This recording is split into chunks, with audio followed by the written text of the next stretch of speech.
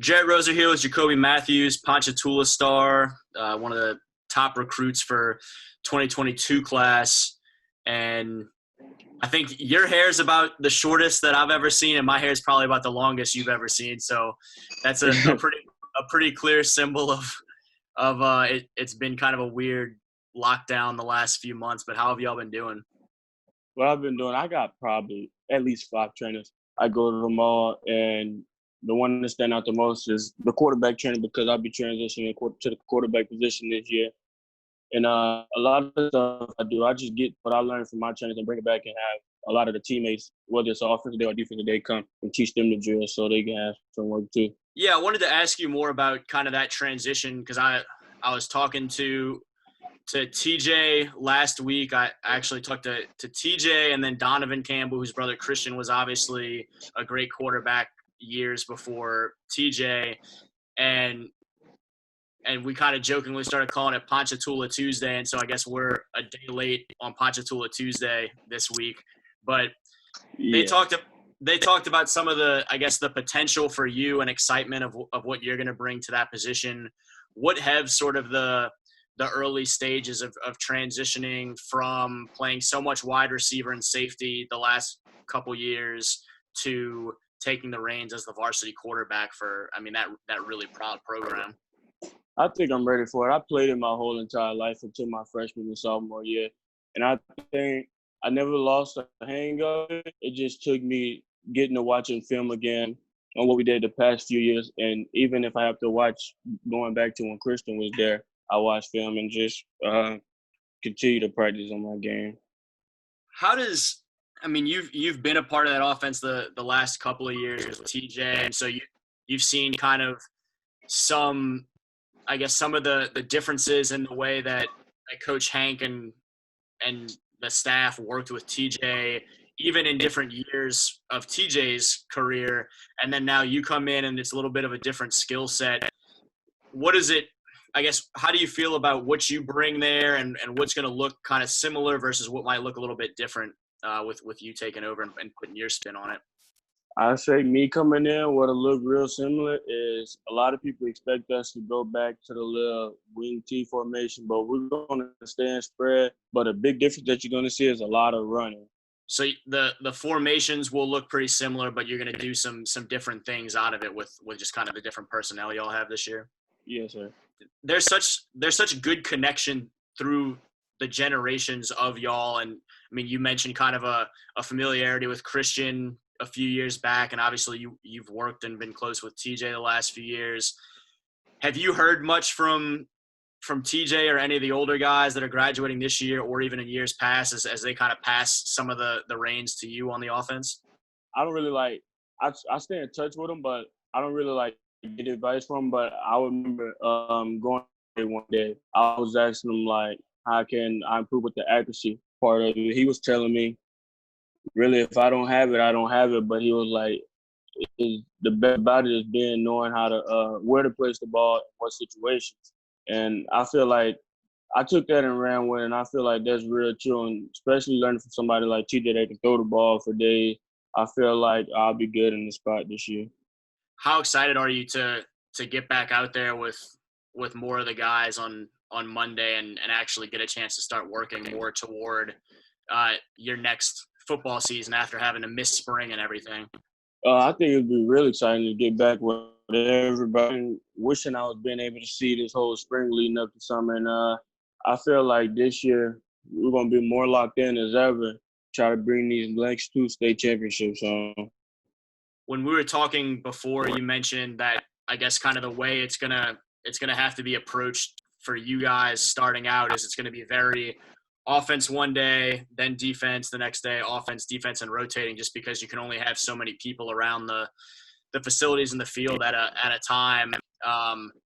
You have any thoughts on what that's going to be like to have that step before you can kind of bring it all together, and then what that's going to look like for you in particular as a guy that does a little bit of both?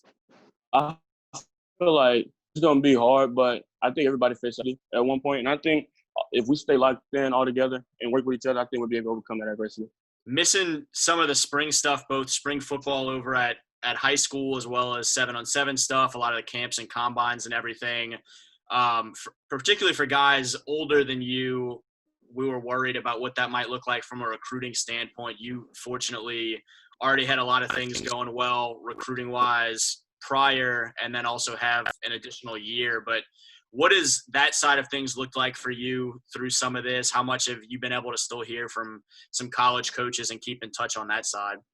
I only keep in touch with a few college coaches. A lot of them are real strict with the rules that you can't really talk to us. But I think it's been kind of hard because I feel like I would probably have an idea where I would want to see myself after these 2 years. But with me not being able to visit, it's been real hard. And I've been trying to get some virtual visits, but a lot of the rules been changed and they're waiting to hear from a lot of stuff. So it's kind of busy getting me in that schedule. I'm sure you're pretty eager to have that kind of go back to normal too, where you can get out there and actually start interacting a little bit more and gathering information. Because you said you, under normal circumstances, you would have liked to have kind of figured it out by now. Yes, sir. At this point now, with the way things have gone, are you just kind of in wait and see mode in terms of not necessarily trying to make a decision until you can actually get some more places? Or how is your kind of approach to the recruiting process adjusted as the recruiting process itself has adjusted? I think I'm going to wait it out the whole way. I probably won't even narrow a top 10 or anything down. I'll probably just wait it out the whole way and stay in contact with a lot of coaches in schools and let me see how much they like me and how much they want me on their campus. And I think that'll play a big role in where I would want to go.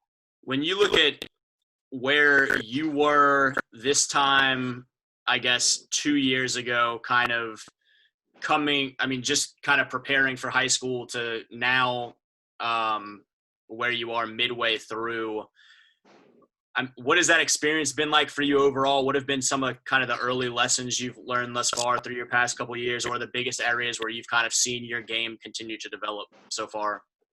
I think it's crazy that this is the life I live now, and like this is me with the recruitment process. Because 2 years ago, I was just another hungry kid that you always see, and I just stayed grinding and praying, and it all paid off. And that's a lesson I learned. God got me through whatever. It's His plan.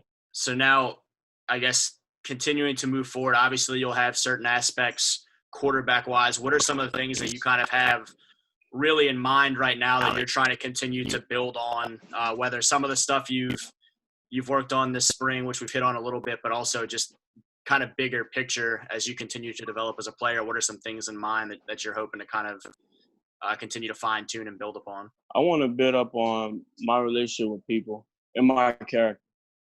I feel like having a good character will go a long way, and that's something away from the field. I feel like everything on the field I'm pretty good at. Of course, there's still room for improvement, but I think one thing I really want to build on is character. In that regard, what are some type of things that you mean by that? What are you trying to pursue or develop character wise? I can tell you now, even just from you 2 years ago to you now, you can tell sort of a confidence level as you've gotten a little bit older and you're not the young guy. You can tell you're kind of growing into that leader that you're gonna be the next few years. But what are some of the areas that kind of stand out to you that you have in mind? Yeah, I feel like with saying I wanted to build on character, I want to be more of a people's person, a person that everyone can love, everyone can talk to and come to when they have problems. And I think that'll help me with leadership on the field and off the field also. With all of your kind of wide range of ways that you've been able to already be involved for Ponchatoula, as well as obviously now adding the quarterback piece to that at a varsity level, what's your outlook on long term?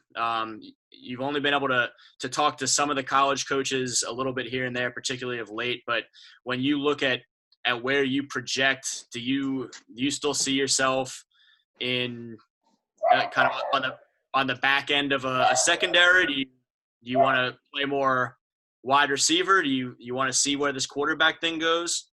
Yeah, as of now, I want to see where the quarterback thing go, but I really strongly agree that I can be fit for a real good safety or cornerback. But as you said, now I'm just trying to see how the quarterback recruitment process go and how I do at quarterback.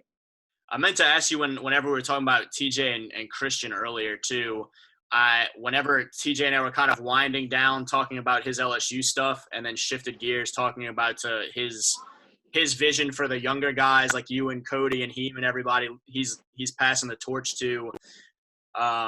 As soon as you came up, I said, how ridiculous is Jacoby at his age in terms of just that, I mean, that talent that's there. And TJ immediately said, oh, it's very ridiculous. I don't think people realize how ridiculous Jacoby is for being his age. What is some of that? You mentioned you haven't really picked his brain for a ton of quarterback tips other than some little stuff here and there and talking about the accuracy, but when you kind of hear some of that support from some of the older guys, what has that been like for you as you continue to come along? It feels amazing to me, especially with TJ, because I just got done playing with him. Like before, everybody always thought he was overrated. Everybody thought he wasn't as good. But me being around him every day, practicing with him, every day, playing with him telling me what he need me to do, me telling him what I need him to do, I think TJ is a very good person. I think I'm really blessed to have him say something like that about me because he's a real good guy. And looking at him from just being on my team for 2 years, now he's at LSU, the defending national champions. There you go, man. That might be all I've got for you. It was good catching up a little bit. Appreciate you taking a couple minutes and talking about the spring as well as what you're looking forward to heading into this offseason and your next year. Yeah, that's no problem. There you go. He's Jacoby Mathews, standout at Ponchatoula, taking the reins as quarterback this year, succeeding incoming LSU freshman TJ Finley now for the Green Wave out in Ponchatoula.